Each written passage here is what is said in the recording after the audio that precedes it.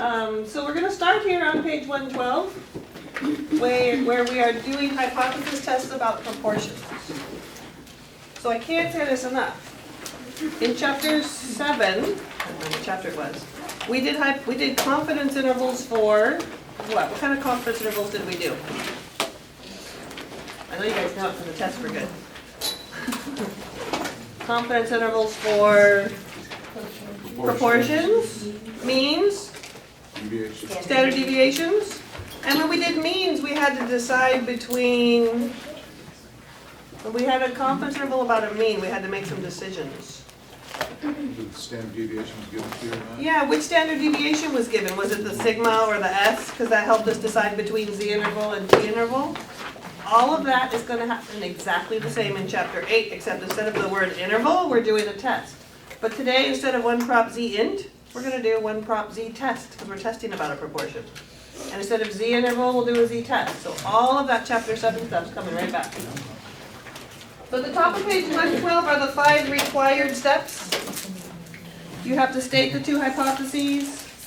We have to identify and find the test statistic. Today we're actually going to learn how to get that. That's the part we didn't learn last time. I handed it to you and said, here it is.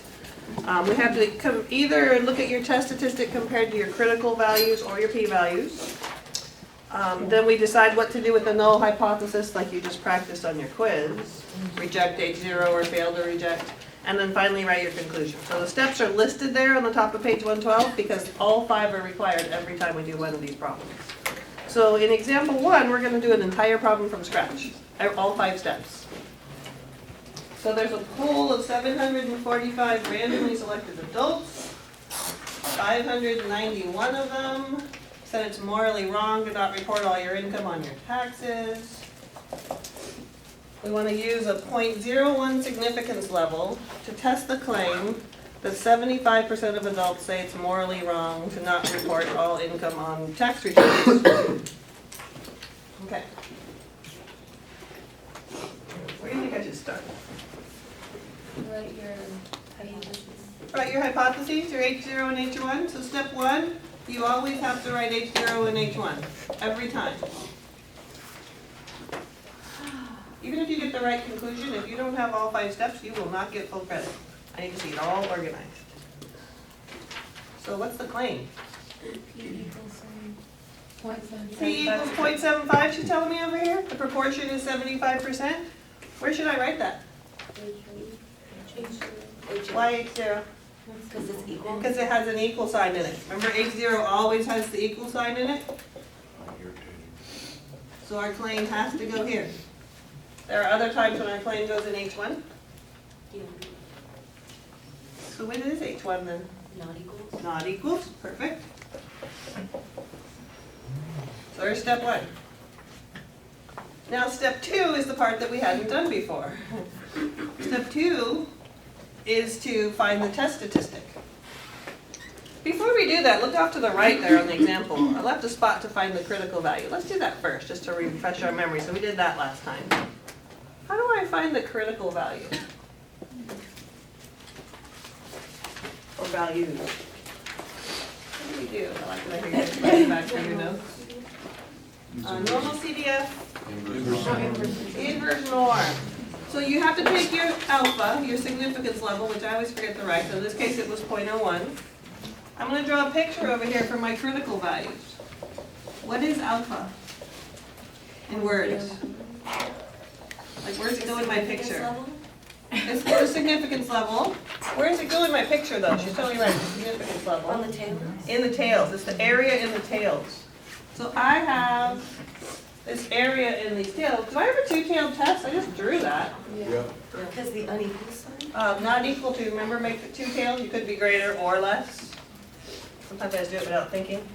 So this area and this area combined have to equal 0.01.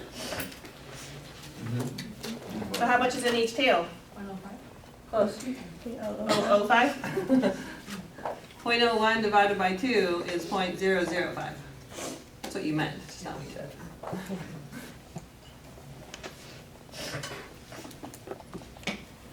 And that would be our critical value? The critical value are these z's right here. Remember, zero's in the middle. These numbers right here on the number line, critical values. It's a red line. So you would just look it up on the, We can either look it up on our table, or Inverse norm. Oh, we could do inverse norm. Inverse norm of 0.005. Or you could look it up on the table if you wanted. Either way, we should get the same answer. Well, 2.57. about 0.005. Because the alpha was 0.01. How do you try to find out? It was given to us in the problem. Oh, it's this level? Yeah, the significance level will always be given to you. A little bit later on, they'll stop giving it to you, and then we just assume it's 0.05 when it's not given. But for the first few chapters, they will give it to us. Now you good?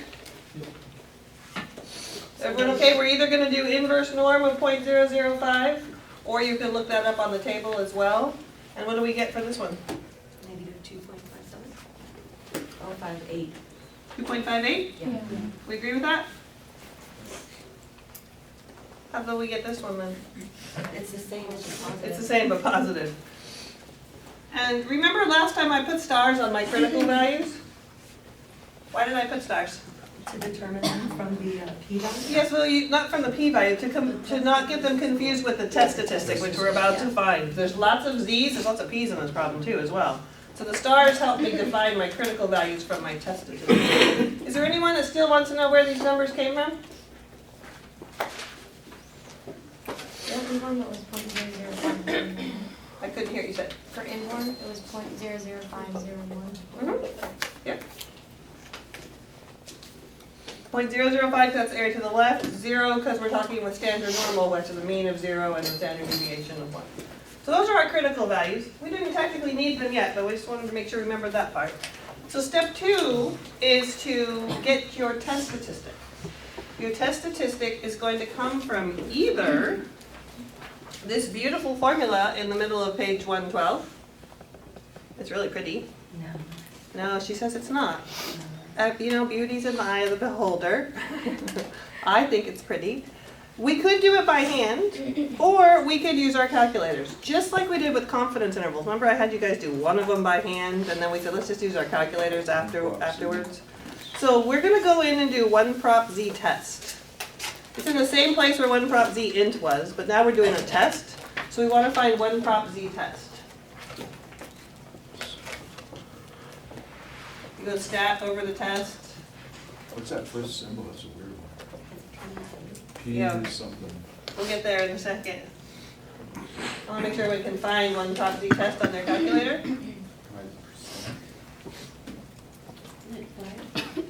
I don't know what it says yet. Hang on, let's make sure everybody can get there. So what's the first symbol? We don't know what the first symbol is? So It looks like. the rectangle bar. Ah, I know what it is. Yeah, I think it probably looks P with like a little 0, like maybe like this. Yeah, P0? it's a little more squarish, but. Probably more square because it's trying to type it in a calculator. Okay, so let's talk about what this is. This is asking you, what is the P that's in your H0? They're tying those together.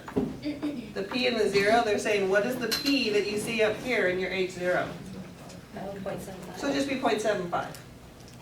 So this is just shorthand. I mean, if you have to put a little note there, a little note, P from H0. You're just combining the P and the 0 together. So that was given to us up there when we wrote our claims. Mhm. So it needs to know what your H0 claim is, because the test assumes that's true until we decide otherwise. What's it ask for next?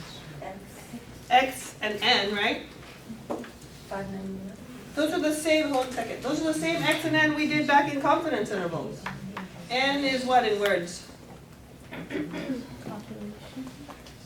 is the sample. Sample size. N was the sample size. So we were given that they did a poll of 745 randomly selected adults. That'd be your N. So that's our N.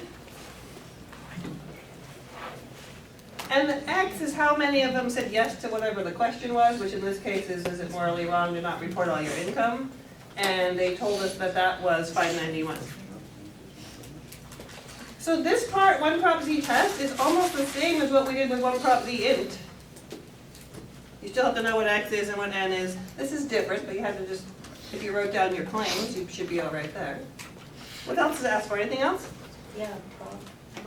And It has this little thing with it has, which order does it come in? Less than, greater than, not equal to? Unequal to, and then, So- Function and a greater. Move left and right and then highlight the one that we want that matches your H1. Because it wants to know, are you doing a less than claim, a greater than claim, or a not equal to claim? This comes from H1. I know there's a P and P0 in front of it, but that's just putting what these numbers are here, these expressions. So the reason the calculator wants to know what your claim was is it's gonna go calculate the p-value for you. You know how for your homework you had to go set up your little picture and use normal CDF to find your p-value, and if it was two-tailed like this one, you had to double it.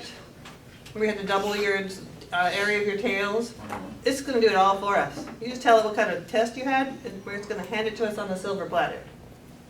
Is there anything else it asks for? and then calculator drawing. Calculator draw. If you draw, it'll draw the picture. Let's just calculate.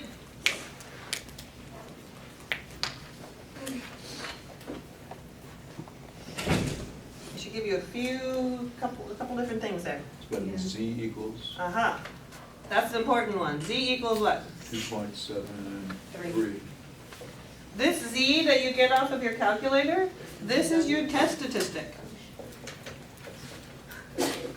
Bless you. This is your test statistic. Did everyone get 2.73? If you had done this formula in the middle of the page here, you would have gotten 2.73 that way as well.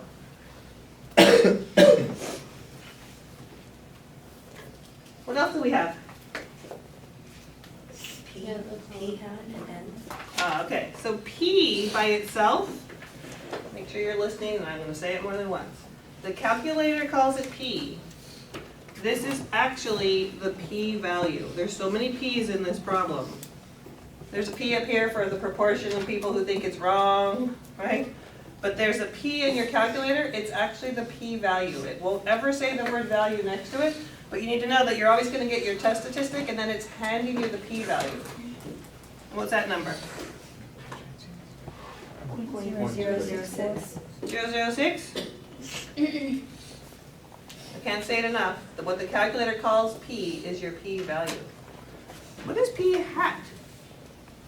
What's the number there? 0.793. What do you think that is? 0.793. What does that have to do with this problem about people and their income taxes? Percentage, it's X over N. She says it's the percentage, it's the x over n. It's from your sample what proportion said, yes, this is a problem. You just make it a percentage, right? You could turn it into a percentage, they left it as a decimal. But if we had taken 591 out of the 745, just to see, well, what percent of my sample said yes to this question? This would have been 0.793. So the calculator even does that for you. Wait a minute, that's not, how many people said yes? This is how many people said yes out of the total, so it's the proportion who said yes. Well, it's called the sample proportion. So let's refresh what the test is actually doing. We took a sample of these 745 people. Around 79% of them said yes to this question. That's what it says. We want to know, is that enough information to say that it's not 75% for the whole population? This is a little different than 75%. But the question is it different enough? Right? It's not 75, but is it different enough from 75 to reject this claim right up here? 79 is not 75, but how far away, like 76 is really different. 76, how far before you go, wow, that's really different? So that's what we're doing here. There's two ways to make this decision. Let me grab another color here. My test statistic was 2.73. By the way, that's what you're doing for part 2. Getting the test statistic, or step 2. Just getting that. The rest of it we're going to use. Where is that on my picture here? The 2.73? Farther in? Farther. In the critical range. It's in the critical region. It's after 2.58, right? It's over here somewhere. 2.73 is in there. That's called the critical region. Remember last time I also called it the rejection region? So we reject it. So that's far enough away to reject H0. So you could use the critical value method because my test statistic is in the critical region.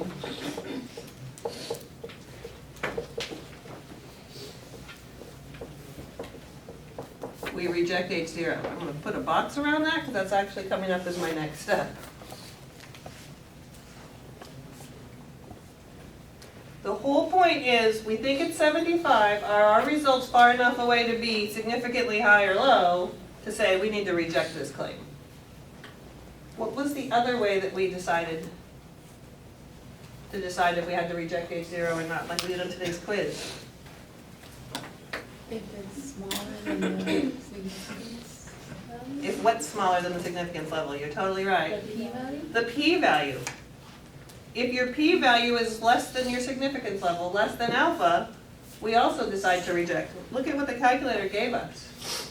The calculator gave us the p-value, and guess what? That's less than alpha. That's less than 0.01, which again is another way of saying my results were actually really extreme, really unlikely. So you could use either of those. two. Either way. So either way, whether you look at this one, if we looked at this one, we would have said reject H0 because the p-value is less than alpha. Either way, we would have decided to reject H0.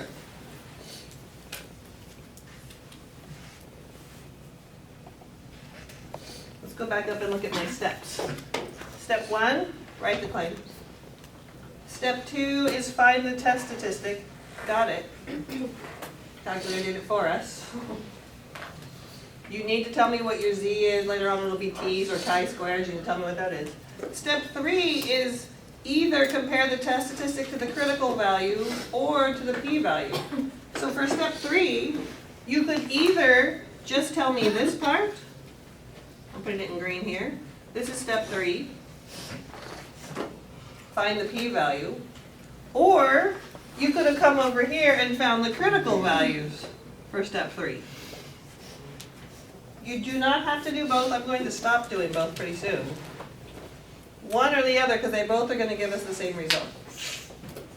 Because either we're going to look at this p-value and compare it to our alpha, or we're going to look at these critical values and see where we are. Either way, though, we're going to end up rejecting H0.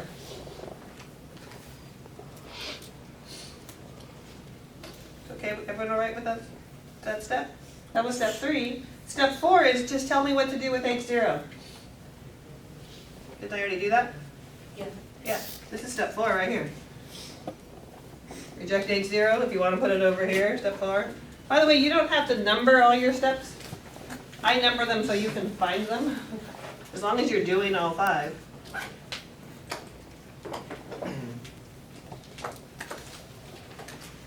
We wrote our claims, we ran the test, our calculator did all the work for us. We found our test statistic, we had our p-value, we made our decision about H0, and our last step is just to write our conclusion about the original claim. What did we do with H0? We rejected it, right? Yes, Hector? What did you do with step for step 2? How would you say that? It's on the top of the page there. Identify the test statistic. Got it? We only had to identify it by grabbing it off of our calculator because we didn't feel like doing the pretty formula. Some of us didn't think it was pretty. So we rejected this. This was my original claim. What can you tell me about my original claim? Did we have enough evidence or not? Mariana's over here nodding yes. And not enough evidence to reject it. We have enough evidence to reject it. When you're rejecting, you have evidence. Just like when you convict somebody, you have enough evidence. So that's how you're going to start your conclusion. We have sufficient evidence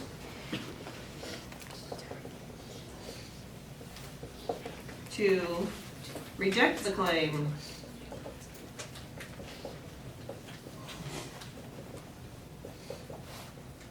that, then I'm just gonna restate the claim. Where'd it go? 75% of adults say that it is morally wrong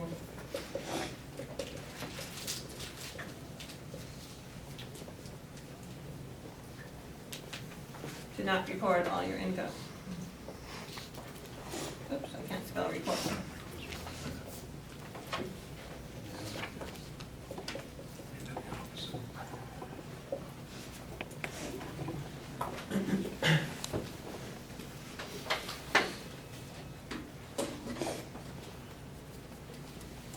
Questions?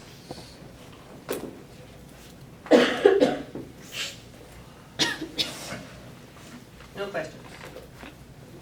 Just do the next one on your own, you don't need me? No? Say that. That's a little too strong?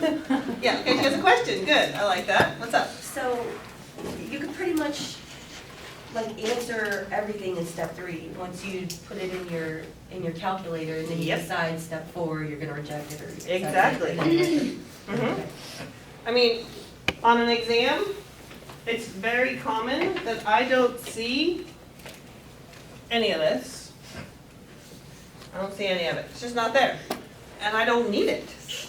Because we did step 1, step 2 gave me the test statistics and the p-value, which was enough to make my decision about rejecting. And then I could write my conclusion. So I'm showing you both just to make sure you understand they're both two different ways to make the same decision, but you just have to give me the 4 steps. Other people prefer the critical value method, so they'll do this one too. Or in addition, I mean, you don't really have to if you have the p-value. But yeah, you pretty much get your test statistics and your p-value off your calculator every time, which is nice. Well, it's just super helpful to see you get the numbers from that, the T, what is it? The one proc Z test, and then Mhm. put it on the critical value, so you see. Yeah, so you can make sense of what those numbers mean. Yeah, a lot of times people get these numbers off their calculator and they know what to do, but it doesn't make sense what they're doing. I like the visual to make it like, oh, that's what we're doing, we're comparing this. Other comments or questions? Okay, let's try the next one. It should go quicker. It should go quicker. Example 2. I'm gonna write my alpha down right now because I'm notorious for forgetting it. Does it give me a significance level? 0.05. For some reason I read everything and I forget to write down alpha and I'm like, where was it again? Okay, so we have a recently televised broadcast of 60 Minutes, had a 15 share. Meaning that among 5,000 monitored TV sets, 15% of them were tuned to 60 Minutes. Use a 0.05 significance level, wrote that down, to test the claim of an advertiser that among households with TV sets in use, less than 20% were tuned to 60 Minutes. How do I write that? Would it be P equals 0.20? I didn't hear what you said. P equals 0.20. P equals 0.20 is gonna be my H0, but let's write the claim first. What's the claim? It's a less than claim, do you see that? The proportion is less than, and so that has to go in H1. So you're not wrong, Kirsty, I just like to write the claim first. The specific claim was a less than claim? Why did I put it in H1? Because the equal sign goes on the top. Yeah, there's no equal sign. The equal sign has to go in H0. So this time, this one's my claim. And then this must be the equal sign. Remember, the equal always goes in H0. Yes? When we're rejecting or accepting, are we always doing it off of H0? Rejecting or accepting, like? Okay, so then we never use the word accept. Do you mean reject or reject. fail to Yeah, reject? yeah. So that's always about H0. Step Okay. 4 is always about H0. Either you reject H0 or you fail to reject H0. Step 5 is the conclusion about the original claim. Okay. Just like if we went into court, you're the prosecutor, I'm a defense attorney. Step 4 is gonna be, are you gonna convict him or not? Then step 5 is gonna be either your perspective or my perspective on if we won. I might say I won, which means you're gonna say you lost, Right. but vice versa. But step 4 is, did they convict him or not? okay with writing the claim? Okay. Step 2 is to do what? We could find the critical values, but step 2 is technically to find the test statistic. Go prop Z test. So we're gonna go to one prop Z test and get that right out of our calculator.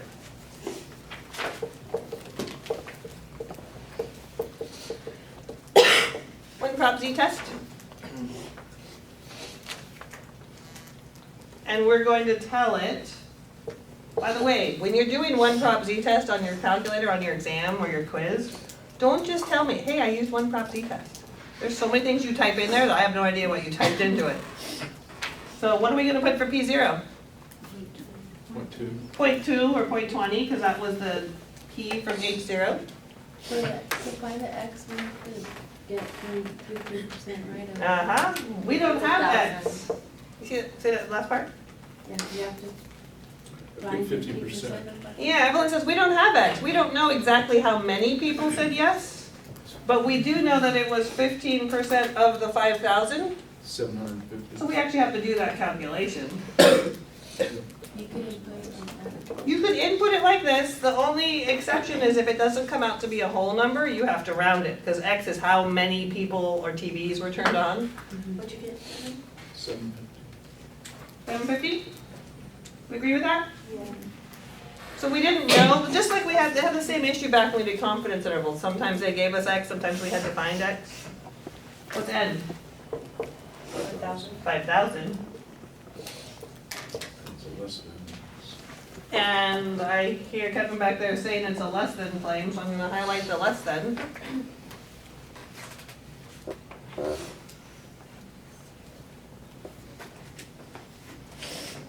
And what do we get for our test statistic? Negative what? 8.84. 8.84? That's step 2. Give me my test statistic.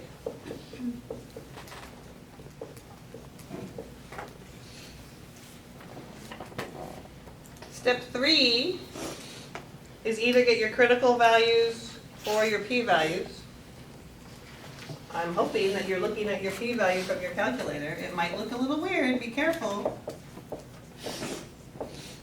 What does it say your p-value is? Does it say 0 exactly? Yeah. Yeah. Okay, so I thought it would have scientific notation. It is so small that it rounded to 0. It's really something like this. I don't know how many, but say it's something like this. It's really something like that, or more zeros for all we know. But it's so tiny that the calculator rounded it to 0. Which should make sense, because this is our test statistic. If you think about the normal distribution, 0's in the middle, 1 standard deviation, 2 standard deviations. When you get to 3 standard deviations, that's almost all of it. That's way out there. This is like almost 9 standard deviations away. It's so far out there, if you were to draw the picture. It's so far out there. Way out here, that this little tail right there has like no area left in it. That's really what that's saying. So far out there. So, my p-value, how does it compare to alpha? Definitely smaller, right? So it's less than alpha. So step 4 is, say it again, Kirsty? You reject it. We're gonna reject H0. What about the second part of the question? Because it says to test a claim of an advertiser that among the households with TV sets in use, less than 20% were tuned in to 60 minutes. So that's what we're testing right now. And let's write down the I guess I p-hat. got kind of confused because you times the 5,000 by 0.15 and not 0.20, so. Because this was just to figure out from my sample how many TVs were actually tuned into 60 minutes. Okay. And in the sample, there were 5,000 TVs, and 15% of them were tuned in. So, and let's, the p-hat was in your screen there. What was p-hat? 0.0 what? 1.5. 0.15? Oh, which we knew, 15%. I knew that. So what that's saying is, out of 5,000 TVs, only 15% of them were tuned into 60 minutes. Is that far enough away from this 20 to support this claim that it's definitely something less than 20? So that's what we're trying to ask. Is it far enough? So it's less than 20, is it less than 20 enough to support this claim? And so because we are rejecting H0, that's exactly where we're going next. We're saying our results are so extreme, yes. I had a question about why you chose that one in the calculator, because to me that looks like it's greater than rather than less than. This is a less than symbol. Right, but like in the calculator, it has it on the opposite side, so it The looks, calculator has a P and a P0 here. Actually, it doesn't write this on the P's in the very front of it, but it has less than P0, okay, right? yeah, Well, this means less than 0.20, because that's what P0 was. okay, all right, thank you. Does that make sense now? I understand what you're thinking. I think you had the P and the Right, P0 maybe yeah. backwards. So the easiest thing to do is just make it match your H1, and you'll be fine. All right. It's in my face. Other questions up to where we rejected H0? So now I need to write my conclusion. Because we are rejecting H0, oh, I'm having way too much fun. Thank you. Because we're rejecting H0, what can we say about our claim? Or before about our claim, did we have sufficient evidence or not? Before? Did we have sufficient evidence to reject? Yeah. So we have sufficient evidence.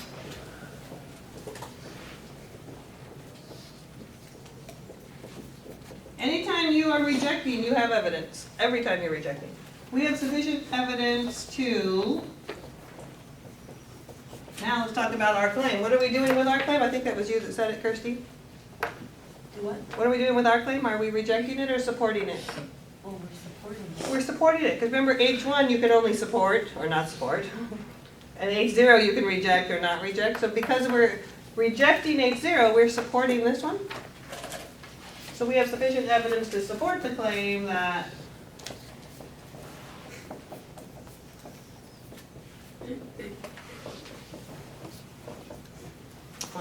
what was the claim? Less than 20% for students in 60 minutes. Less than 20% for 10 to 60 minutes.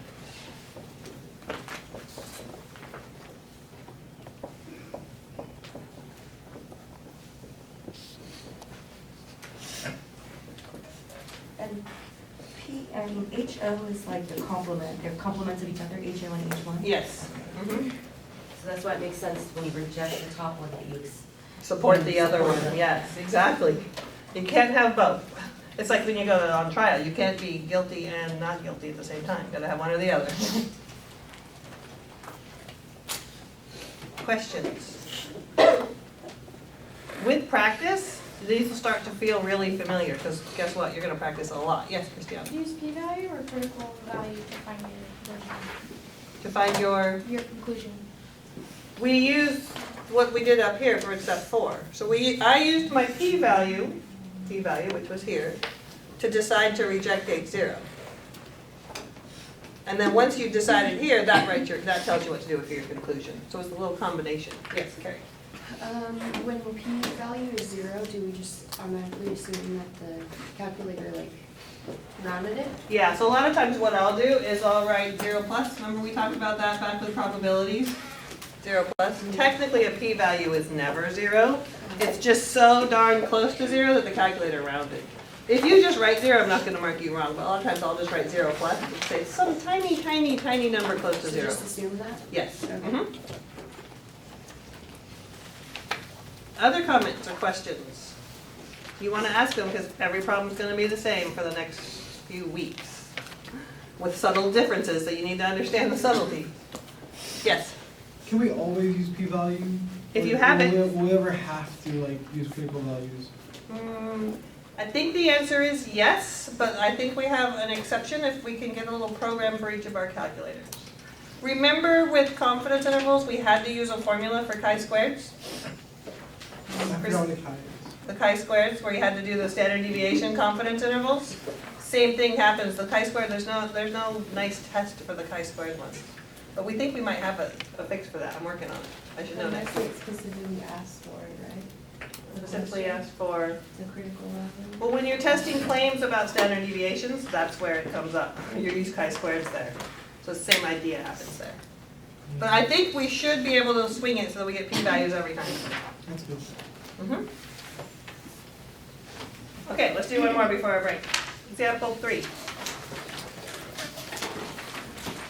We have 61,647 people. So big sample. They were asked questions about office relationships, and 26% of them reported that bosses scream at employees. I'm glad I don't work those places.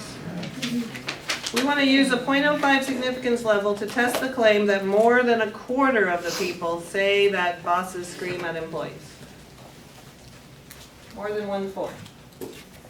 What percent is 1/4? 25%? So our sample was 26%. And I have to tell you, that's not enough information for me to know whether it's a true statement. Because 26 is bigger than 25, but how much different? How far away? Depends on how big your sample was. That's what the whole decision is. A lot of people will not do a test and just say, yes, of course it is, it's 26%. But that 26% came from a sample, not from the whole population. So we don't know what it is for the whole population. Okay. That appears to be dying. What is the claim? P is greater than 1/4. P is greater than 1/4? You can leave it as a fraction, you can turn it into a decimal, your calculator can handle it either way. Doesn't matter to me. This is our claim. So this must be 1/4, equals 1/4? Because you always have the equal sign up there? Now what? One prop Z test. One prop Z test.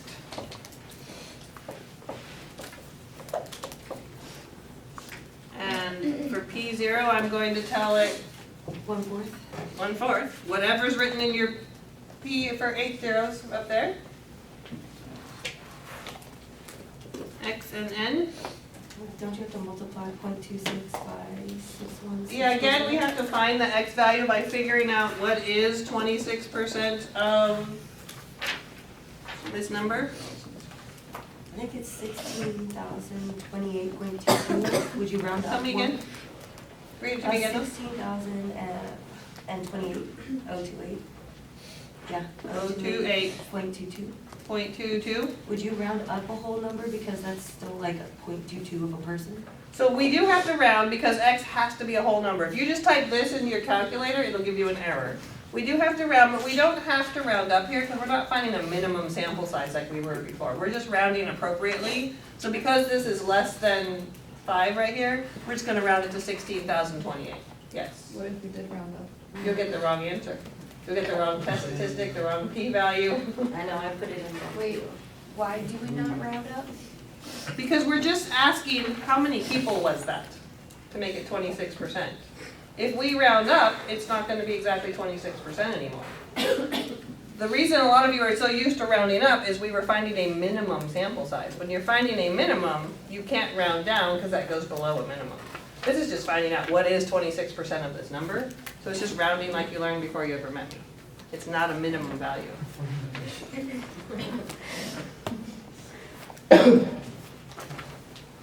And N was 61,647? Yep. We had a greater than claim. Anything else you needed? Okay, so you should have your test statistic then. 5.73.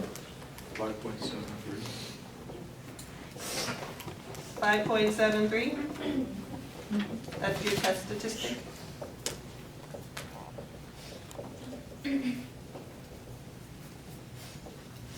You should have your p-value. Ooh, careful. P-value is a probability.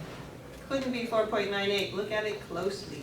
Oh, there's the negative number. Aha. As soon as you see something bigger than 1, you should say something's wrong here. P-value has to be a probability. So your calculator right now says 4.98 e to the negative what? 9. Something like that? So there's 8 zeros in front of it? Yeah, so there's 8 zeros in front of it. It's really small. That's what it actually means. So since it's smaller than our alpha, then we reject it? Yes. I'll warn you, there will be somebody, more than one of you, on the next test, who will tell me that the p-value is 4.98, and it's bigger than alpha. The p-value is a probability. Probabilities are numbers between 0 and 1.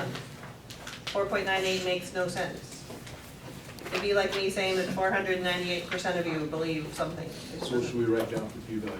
You could either write this, if you're doing it online, like on your My Math Lab homework, it would say round it to 4 decimal places, which would actually round to 0 to 4 decimal places. So I, like again, like we did over there, I just write 0 plus. It's just some tiny little number. 0 plus. But it is not 4.98. It's a tiny number, which Kirsty was over there saying that is definitely less than alpha. Look, I already forgot to write it down again. Told you I was good at forgetting to write it down. What was alpha? 0.05.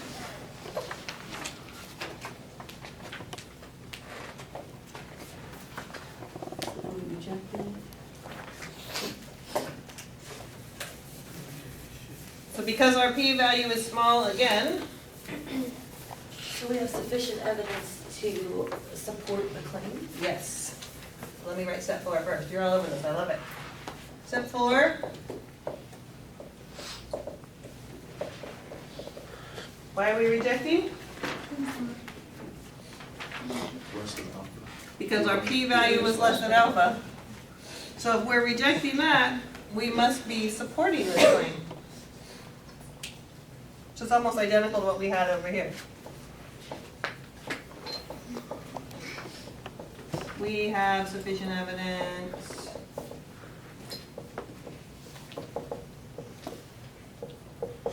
to support the claim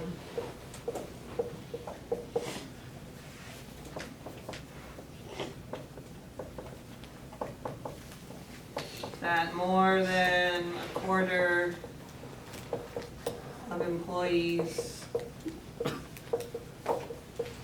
what did they say, that bosses scream or something? The bosses scream at employees. But a quarter of employees say that bosses scream. That is not cool.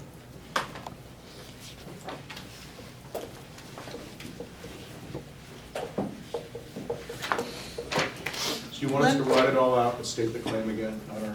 Yeah, so your Step step five. 5 must be the final conclusion written Have all the way everything out, in. referring to the original claim. Yes, what I was gonna say before you ask that question is, notice what happened here though. Our p hat was 26%, they said 26% of the people said yes to this question. 26% is not very different from 25. Like most of you said, that's not very different, it's really close. But because my sample size was so huge, that actually is a big difference. It's hard to be that far away with that many people. So in this case, 26% wasn't that far away, but it was far enough away for us to reject this claim. In other cases, 26% might not be that far away because maybe you only asked 20 people. So it changes based on your sample size and all this other stuff. So you can't just look at your test, your sample results and make a decision. How are we doing? Okay, I'm gonna leave that last one. This is one more of the same thing. When we come back after our break, we're gonna flip over and talk about claims about means. Yes, sir. Why can't each one be, is less than that? More of that? Because the claim was that it was more than a quarter. Oh, More it's means not greater? specified the claim. Yeah, it has to be the way the claim was written. What if you think it was the, If we didn't have a claim, we couldn't do a test. I mean, if I said, test the claim about you, well, is the claim that you're older than 20, less than 20, not equal to, I mean, I don't know, but what's the claim? So you have to have a claim to do a test. what if it give you like age 0 instead of like age 1? Then we had that earlier, that could be your claim, so H0 would be your claim up here. And then what would you tell for age 1 then? Not equal to, Oh, just like we did earlier. got it. Okay, good. All right, so I'm gonna pass your exams back, and then we'll take our break, so we'll come back, we'll say it's gonna be about 7 after on that clock by the time I pass these out. Page 113, example 4. Ariana knows what it is now, because we talked about it during the break. What is the claim in the middle of page 113 there? Most workers get their job through networking. It's more than, right? More than what? Be like greater than 50%. More, or most means more than half. That's implied more than half. So the word most, we talked about it in the lab last week, means greater than 50%? Because most means more than half? Who said why? I didn't hear who said why. Heard it from the side of the room. Oh, it was you. Most means more than half. If I say most people are understanding this section, I mean there's more that understand it than don't, and all it has to be is one extra person to say that's most. Most is more than half. Majority is another one that gets thrown in there. Majority means more than half. You hear people, I need a simple majority, you just need one more than half. So most and majority will be a greater than 0.50. So that would be the claim. That would be the claim. So there's an implied 50% there. It was the same thing about that coin problem I did last time where I talked about my coin being fair. I never said any numbers in that, but I meant that 50% of the time I'd get tails, right? So again, that 50% is implied a lot of the time. So sometimes, There was a question on that, like on the online thing, and I was like, what is it for? okay, yeah, there's an online one that either says most or majority. I don't remember which one it is, but it's the same reasoning Okay, so like you just assume it's 50%. when it says most or Okay. majority, yes. And you assume it's greater than 50%. Everyone okay with the word most? Majority? You're gonna keep seeing them thrown in there. Okay, so now I'm gonna flip over to page 118. We're gonna talk about tests about means. Let's flip over to 118.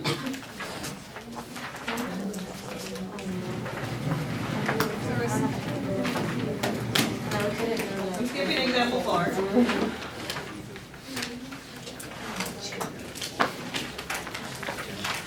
So here's where your chapter 7 knowledge comes in really handy. In chapter 7, you had to know if you were in a confidence interval about a proportion or about a mean, because it helped you decide what to do. Let's actually jog our memories with our packets. Pull that out.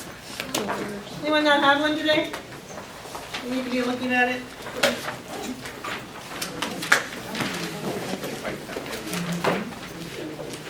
We used these on our last exam.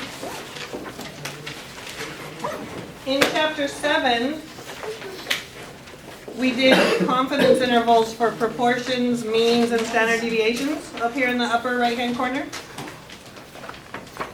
And that told us when to do one prop z-int and when to do z-interval and t-interval. Remember using this as reference? You guys with me? So the same thing's going to happen for tests. If you flip the page to page 2, now I'm in the upper left-hand corner where it says hypothesis tests for one sample. And if it's about one proportion, similar to the problems we were just doing before the break, if it's about one proportion, it says, hey, do this formula or do a one prop z test. And then for the next part down, if you have a claim about a mean, notice it tells you to either do a z-test or a t-test. Based on what?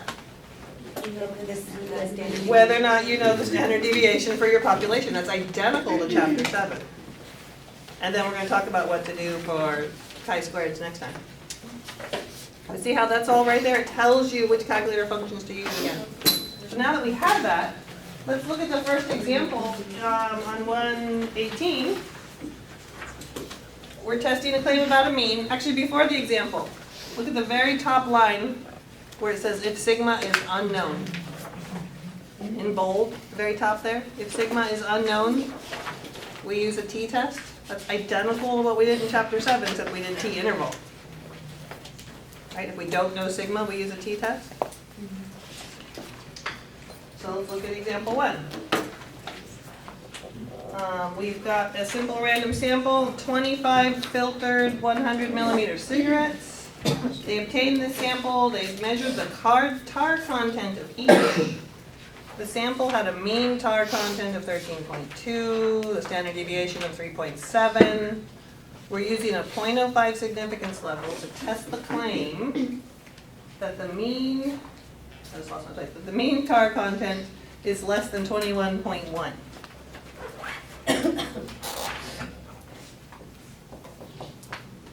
First off, let's talk about what they gave us. They gave us our significance level, which was I just lost it, 0.05. What are the things they gave us? Standard deviation. Standard deviation, is that the standard deviation and the mean? For the population or for the sample? Carrie's up here saying it's for the sample. So how do I write the mean for the sample? X bar. So the sample mean was 13.2, right? Yeah, 13.2. Just reading what they gave us. And what symbol do I use for the standard deviation? It's not a sigma. The S. It's an S, because that Sample. sample, it came from our sample. Which, so those of you, most of you just got your test back, I mean, the people who didn't aren't here, right? Says the sample has a mean. The sample has this mean and standard deviation. A lot of you on your test just wrote standard deviation or SD. But if you don't know if it's sigma or S, you didn't know if it was Z interval or T interval. So we're gonna have the same problem here. Is it Z test or T test? You have to know which standard deviation you have. Crucial. Everyone okay that it's an S? It's not a sigma. Sigma is unknown. We don't know sigma. What would it have said if we knew sigma? The population. Yeah, I would have said the population standard deviation is this, or we know that all cigarettes have this standard deviation. It would have said something about all cigarettes. Okay, so this is what we have. Anything else they gave us? Well, they gave us the sample size. Give us the claim, I'm sorry? give us the claim. Yeah, I'm gonna do that when I start the problem. I'm just looking at what they gave us. The sample size is 25. Sample size is 25, we look at 25 cigarettes. The only other number that's there is the 21.1, which is in the claim. And what's the 100? 100 millimeters. That's just how long it is. That's just how long the cigarette is. It has nothing to do with the tar content. It's just describing the cigarettes. We don't care about the 100. But we do care about the claim. What is the claim? Mu is less than 1.1. Mu is less than 21.1. Where do I write that? H1. H1, you guys are all over this. Because it doesn't have an equal sign in it, that's our claim.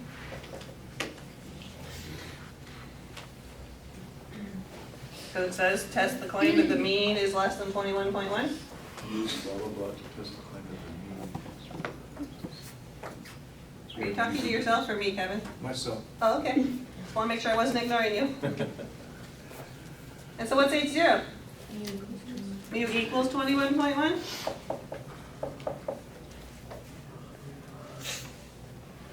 At this point, we need our test statistic. Our test statistic, we either can use that pretty formula, if you think it's pretty, or we can use our calculator, and we're going to use a t-test. Why are we doing t-test and not z-test? Sigma's unknown. So we're going to go into, this is step 1. We wrote our claims here. For step 2, we're going to do a t-test. Let's talk about what it asked us for. It should ask for mu0. Is that the first thing it asked for? Yeah. What do you think that means? The mu of HO. The mu from H0. Just like the P from H0 before, right? What's the mu in your H0? It knows you're testing a claim about a mean. So it'd be the 21.1. And I don't know what order they asked for after that. X bar. X bar, which we already organized. SX.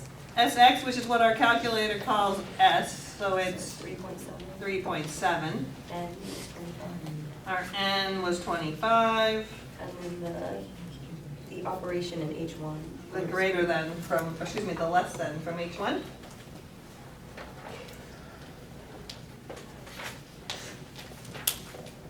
Questions on all that?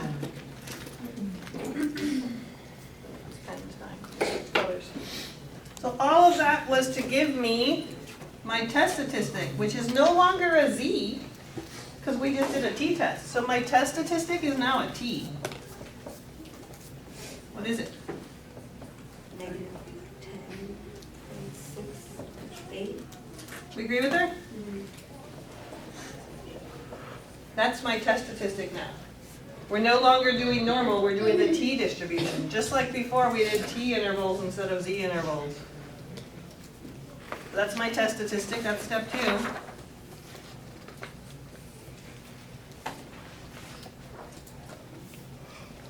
Did we get negative 10.68, yeah? Yeah. Yeah. What's next? P, which is really, really small. The p-value. The calculator calls it p I wanna call it p-value, just so I don't wanna get confused with our proportions from last time. Really, really small, again, what's it say? -11, is the error, it's -6.752. Wait, the p-value should be a positive number. Wait, It's Either- 6.7. oh yeah, it is. Oh, okay. E to the negative 11. 6.75 5 e to the negative 11, Yeah. which means Very small. There's zero. really, really small, 0 plus. Should we just write 0 plus instead of? I wanna see, like if it's on an exam, I wanna know what you got here before you said it's 0 plus, because depending on what you typed in, you could have had a different small number than the correct one. So it's helpful to say this, but go ahead and write 0 plus afterwards. And again, if you're rounding online, you're gonna round it to 0 anyhow. but- So that's my p-value. What am I gonna do with that? Well, that's step 4. What am I gonna do with my p-value to make that decision? Compare it to Compare it to alpha. And once again, this is smaller than my alpha. So she's totally right, because it's less than, seems to be every problem we're doing right now is a reject problem. Better see if we can find one that's not a reject. They're not all reject. The last few have all been reject because our p-values have all been small. So because we are rejecting H0, we just rejected it. What can you tell me about my claim? Insufficient evidence to support it. We have sufficient evidence to support it.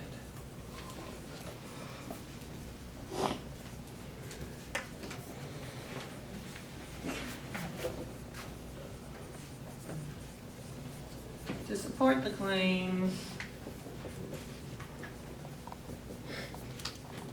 that the mean tar level is less than 21.1 milligrams? Measurement, milligrams? Milligrams.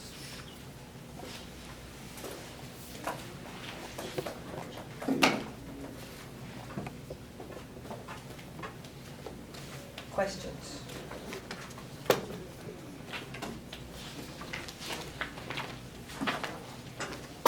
I'm about to have you do the next one on your own, so ask me your question now. Why did it give us, the, mean tar content of unfiltered king size cigarettes? Just throw us off, or? Well, that's what they're asking us, is if these filtered ones are different than those. So unfiltered cigarettes have 21.1 milligrams of tar on average. And so we're testing the claim to see if these filters are actually doing any good. We found that the ones that we tested, the unfiltered, actually have less than 21.1. So it appears the filters are taking some of the tar out. So you're always comparing it to some other number that you have from like another population that you're comparing it to, or some previous data. Did you mention that in our conclusion? You could. I mean, the follow-up question says, what do the results suggest about the effectiveness of the filters? What do they suggest? I mean, that's the big key. A lot of you had a problem on the exam, by the way, where you got to your confidence interval but didn't know what it meant. What does this mean? The filters are effective. Say it again? So the filters are effective. The filters are effective because There's less tar content. there's less of a tar content, right? We've got lower tar content.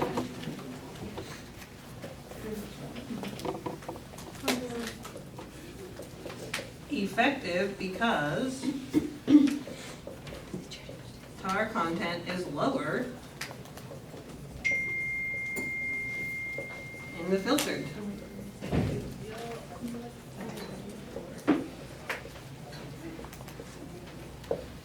That's what we were testing. We were testing, is it lower than the filtered, unfiltered?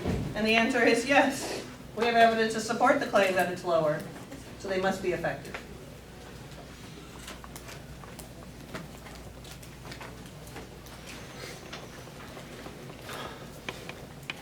I feel like some of you still don't quite get that. Someone want to ask a question another way? Okay. Try and set up and do number 2 for me.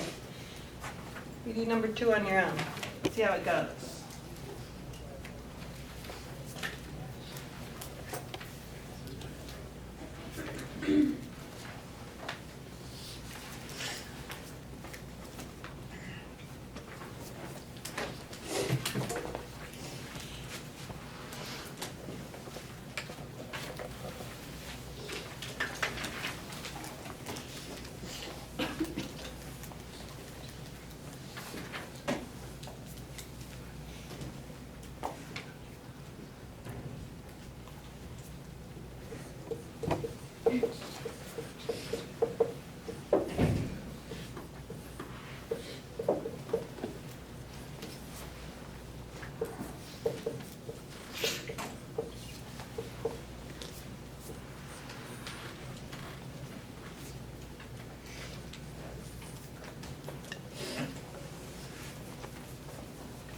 Check with your neighbor if you need to.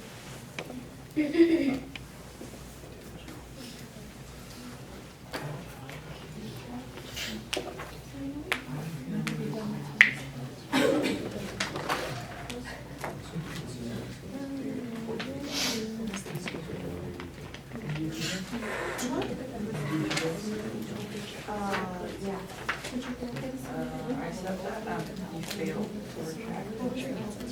I just set up, what would be like. The T was 1.23 and the P value was 0.1.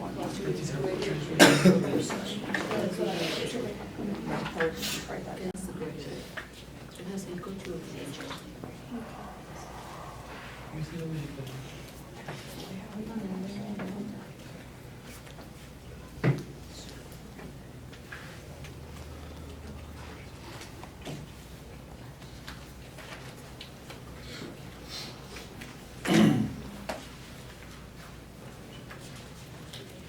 Even if you're not sure, make sure you try all 5 steps so you can figure out where you're getting hung up if you are getting hung up. Step 5? Yeah, like how, So which one was your claiming, 0 or each one? And what did you decide to do with 8, 0? Okay. Okay, so we reject 8, 0, then we accept. except we use the word support. Yes. Uh-huh. Keep going with that, you got it, you didn't feel tough in it. P is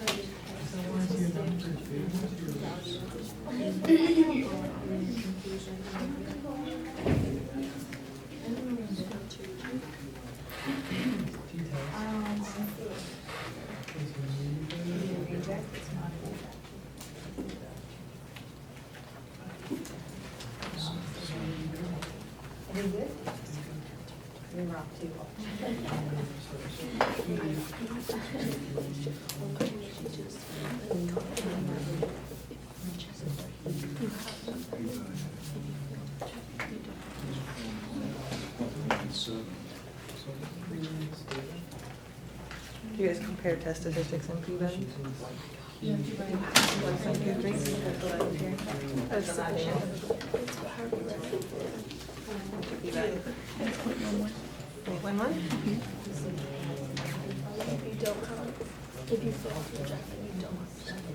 This looking familiar so far?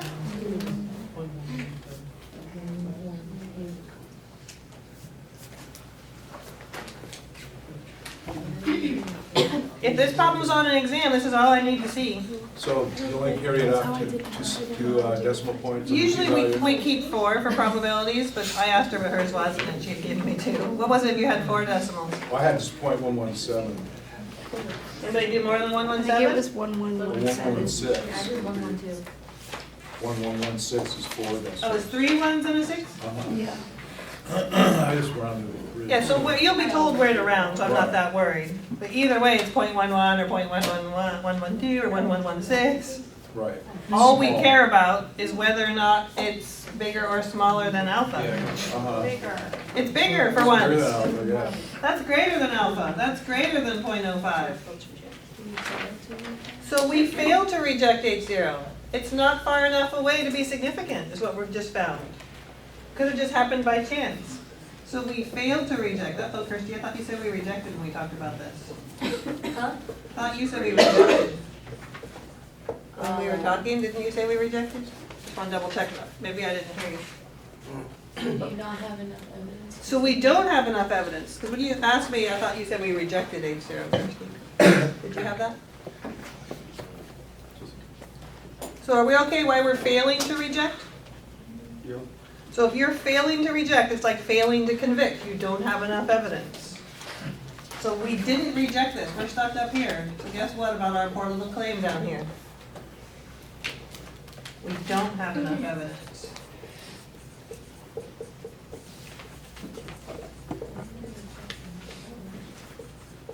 Because you know. To, what word do I use? Support. Support, because we're H1, remember we always talk about supporting. H0, we always talk about rejecting. So because it's bigger, the p-value is bigger than Yes. alpha, then we failed to reject it. Exactly. It was too big. Could have just happened by chance, what we're finding. So I kind of just like wrote it where it's supported. Ah. The- So you have to look and see what you do on step 4 to get to your conclusion.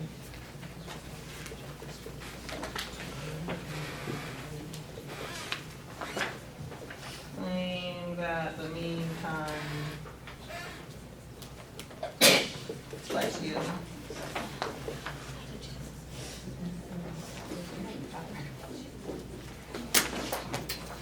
I want you to understand what we just did here. What was the sample mean? What was the sample mean? Say again? Someone said it. 4.8. 4.8? Was the sample mean? You read that in the problem? So the sample had a mean that was definitely higher than 4.5. Right? That's bigger than 4.5. Why aren't we supporting the claim?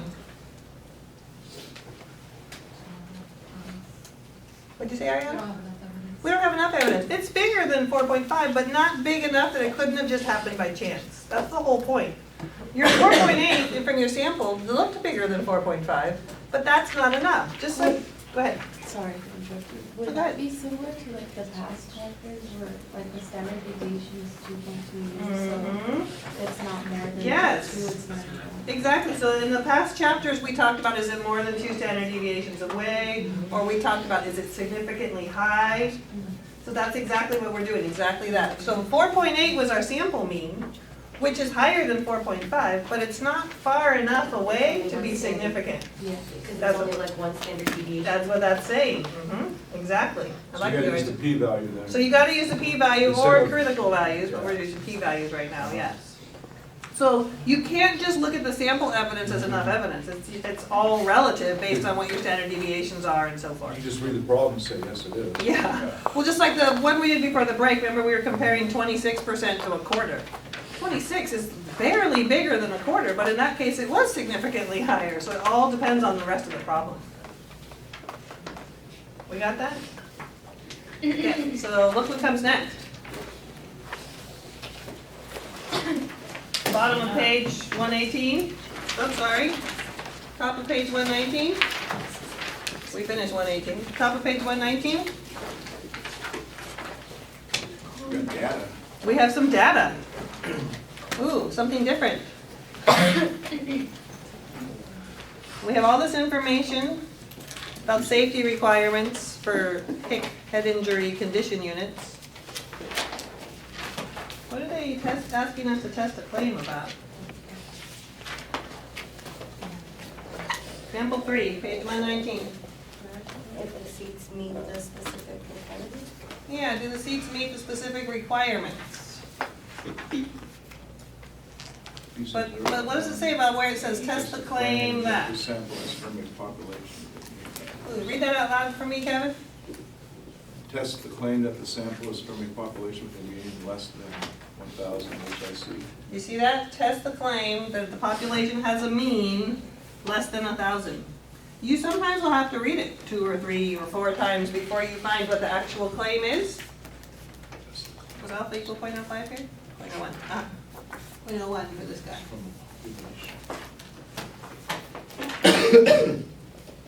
So how do I write that claim? And where do I write it? Is it a sigma?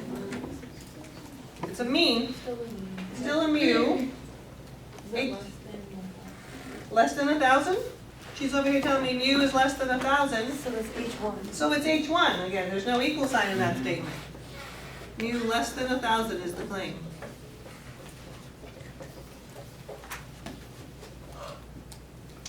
And this then would have to be equals 1,000. And that's about all I have. I don't have an X bar, I don't have an S, but Kevin pointed out we have the data. So guess what? You noticed at the top of the screen when you went into t-test before? Just tell it you have the data. So you have to go put your data in a list, whichever list you want, and tell your calculator to go look there. Yes, ma'am. There's t-test and z-test, so Mhm. right now we're just doing t-test. Or Yeah. we're doing a z-test? We're going to do it in about 5 minutes. Why aren't we doing a z-test here, though? That's a really good question. We don't know anything about sigma. We don't know anything about the population standard deviation. Same way we decided to do t-intervals before. I'll show you the next problem how we would know. Everyone understand we're putting our data in a list? Whichever list you want, and then you tell your calculator that you have the data, and go look at that list. When you tell your calculator it has the data, what does it ask for? The list? Yeah, it just asks, so you tell it you have the data, it asks for mu0 still, because it needs to know what you're testing. And then it just wants to know the list, is that it? Oh, and the claim. And the frequency? Frequency, what's frequency always? 1. 1. Whichever list you put it in, I usually like to put it in L1, but whichever list you used. And then we tell it it's a less than claim.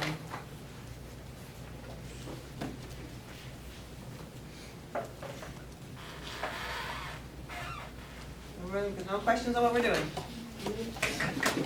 So this was step 1. Step 2 is to find me the test statistic. So,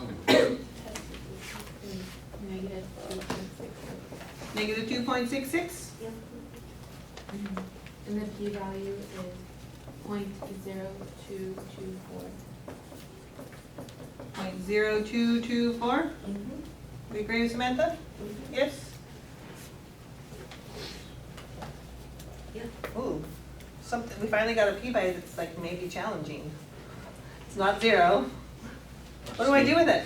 arsenic level You is put it up to the 0.01. alpha level. Yeah, our alpha was 0.01 for this problem. So it's failed to say. So it's failed to reject. This is greater than 0.01. It's not smaller. Right? My p-value is too big in this case. So it's failed to reject H0.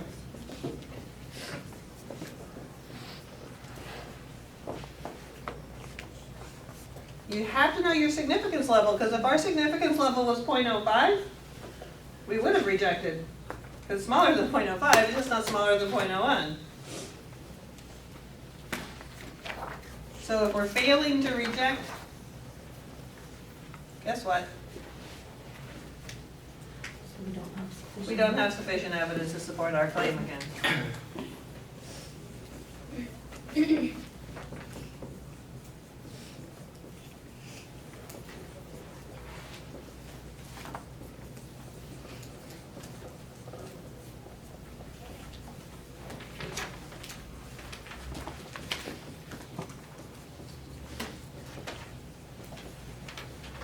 The claim that is the claim. All the booster seats and requirements.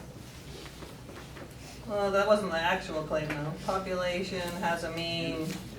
Where's what we're looking for? That's what we're interested in real life. Less than 1,000. But the claim itself was, is it less than 1,000? But now let's talk about whether or not they meet the requirements after we do that.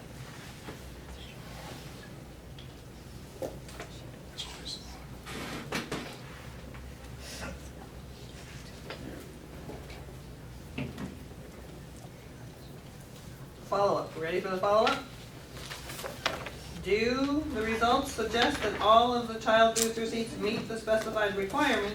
And the requirement is that it has to be less than 1,000.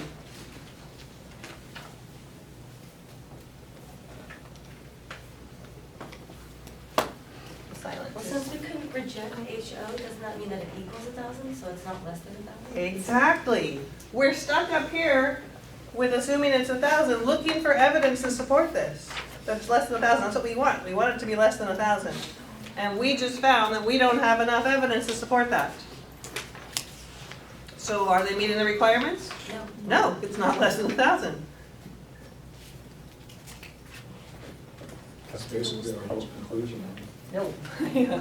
I mean, that's really the whole reason you do this test. Statisticians do this in all kinds of real life scenarios where they're trying to make a decision and they want to say, well, this sample had something a little less than 1,000, but is it enough to say that it really is less than 1,000? And our answer is no, it's not far enough away. Not low enough.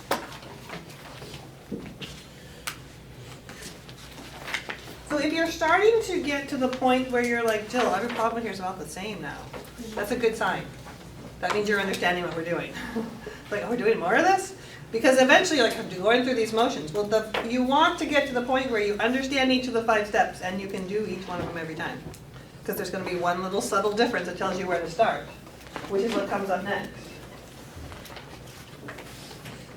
On the bottom of page 119, right above example 4, it says, if sigma is known, we use a z-test. So that's the exact same information that we had for confidence intervals, if you recall. If you're looking on your formula packet, here I am. Up here for hypothesis test for one sample, if you're testing a claim about one mean, it tells you if sigma is known, use a z-test. If sigma is unknown, use a t-test. What is sigma? I need more information than that. Population. Standard deviation from the population. Remember, that was our big thing from last time. So that's all here. It tells you what to do. So read example 4 and tell me why I know I have a sigma. Because all N is greater than 30. So n greater than 30 just means I can actually use these calculations, but it doesn't tell me anything about Standard sigma. deviation of all NCAA football. Yes, the second sentence. The standard deviation of all NCAA football coaches is this number. All football coaches, that's the whole population. See that subtle detail right there? There's one like that on the exam. All is a key word. All is the key word right there. So now that we see that we have that, I mean, I like to read that first, and when I look at it, I'm like, okay, example 4, number 1, I'm not gonna forget my alpha. But I see that they gave me sigma in this case. Really big number. When you read a statement about a standard deviation, you should always be questioning, is this from my sample or is this from my population? You want to know where it's coming from because it's going to make a difference what you do with it. We all agree that's a sigma this time?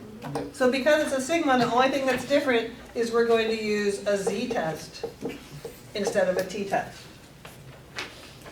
It's the only thing that's different. What's the claim? Mu is less than Mu is less than something, 500,000. 500,000? Which means that the null hypothesis is mu is equal to 500,000. Which means it has to be equals for H0, he says. Notice I put our claim in H1 because it didn't have an equal sign.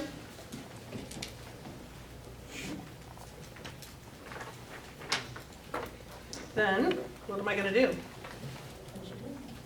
Punch it into z-test, right? We're going to go into z-test and we're going to tell it that mu0 equals 500,000. What's it want next? X bar? I don't know the order it asks for things. Standard deviation before X bar?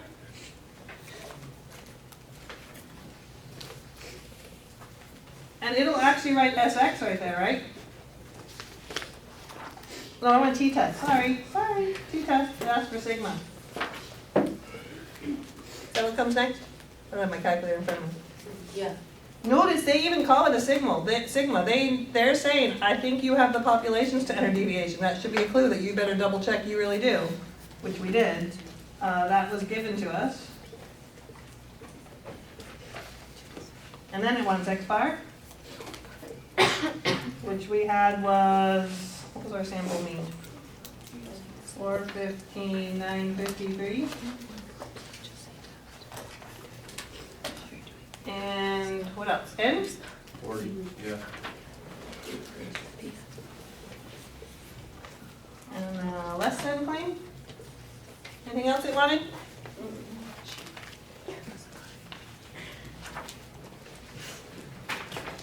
So notice this time your test statistic is a Z.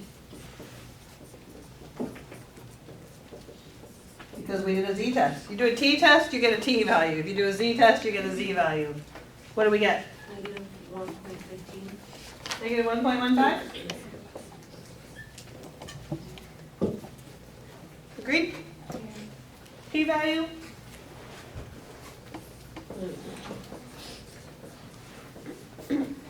.1257. 0.1257, Which is greater than alpha. which is greater than alpha, So we failed to. so we fail to reject. We had to do all the rejects at once and now all the fails at once. It's greater than 0.05. So we fail to reject H0.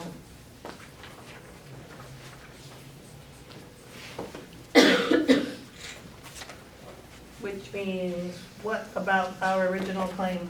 We don't have evidence to support the claim. We don't have sufficient evidence to support it because we were stuck up there at H0?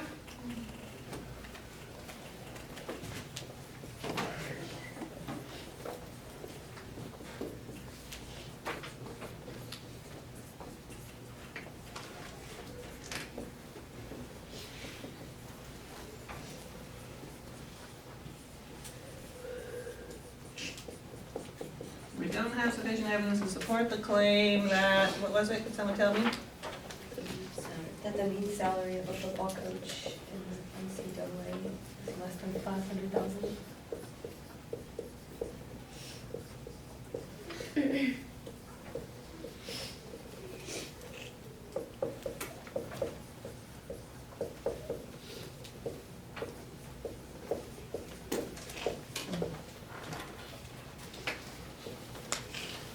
What does the Z-score tell us? So with 1.1. Ah, good question. That tells you that, so our claim was 500,000 Mhm. and the X bar was 415,000-ish. So that's definitely less. But the Z-score tells you how far away was that from the 500. And it was, I just lost my Z-score here, a little bit more than 1 standard deviation away. So, because it seems like that's a lot less. This is 415,000, this is 500,000. It seems it's a really big number. But the problem is, our standard deviation is so big that it's really not that far away. How far away is relative in every problem. So this tells me I was about just a little bit more than 1 step below the mean. But remember, we used to have 2 steps below made something significant? Remember, 2 standard deviations away? Yeah. So we're only like 1 below it. That's what the Z-score tells us, how far away from the middle you actually were. How many standard deviations away are you? Which is like, we had that other one earlier, was like -8 point something. Mhm. That was 8 standard deviations away. That was way far away. So which we is- gotta be different then. Yes, where this is, looks like it's a lot less, but it's really not that far away, relatively, in this case. Okay, one more thing I want to point out about your packet. I'm not going to do the rest of these in this section because they're all the same. The only thing you have to do is, when you're testing a claim about a mean, what do you have to do? If it's a test about a mean.